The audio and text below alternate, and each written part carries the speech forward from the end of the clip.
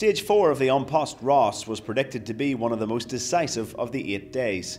It was certainly the longest. The peloton of 152 tired riders gathered at the start in Charleville had 184 kilometres of racing ahead of them. There were 10 categorised climbs in all, but neither the lumpy profile nor the extra kilometres deterred a 12-man break from fighting their way clear about 60 kilometres in. Along Dingle Bay, they'd increased the gap to 1 minute and 55 seconds, exactly the lead that Patrick Bevan of New Zealand had over the rest of the field on GC.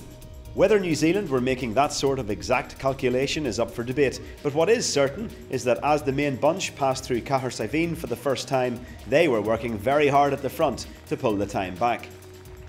The 3 categorised climbs in the final loop back to Cahersiveen were expected to shred the field, and so it proved. An Post Chain Reaction's Owain Doyle and Italy's Alessandro Bettiti were first up the Category 1 Cumin Aspic, followed by the Smithereens of the breakaway. Behind them, the chase was really ramping up, and as the yellow jersey group crested the mountain, they were back to a minute off the lead. Bevan himself led the chase from there, and as they entered Cahersiveen, he was leading. Astonishingly, despite all the work he'd done chasing, nobody could come round him on the long drag up to the finish. The track rider is super strong, and having won 2 of the 4 stages so far, he's a very worthy wearer of the yellow jersey. I'm over the moon. So much help from the New Zealand team. They rode brilliantly again today, and the stage win's just a testament to their work. Here's the stage result then. Bevan won it. Last year's overall winner, Marcin Bielioblotsky, was second, just ahead of Peter Williams from the French Bretagne Velotech team. Peter Hawkins of Madison Genesis was the best placed Irish rider. His teammate Alex Peters retained the white jersey of the best placed young rider, but yellow is the colour he really wants, even if he's finding Bevan a very tough nut to crack.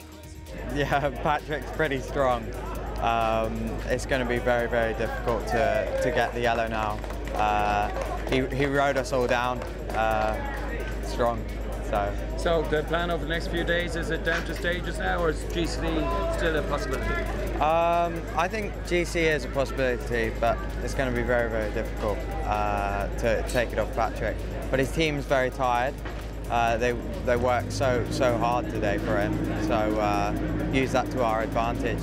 So Bevan leads overall. He still has 1 minute and 55 seconds on second place Clemens Fankhauser and third place Alessandro Bettiti.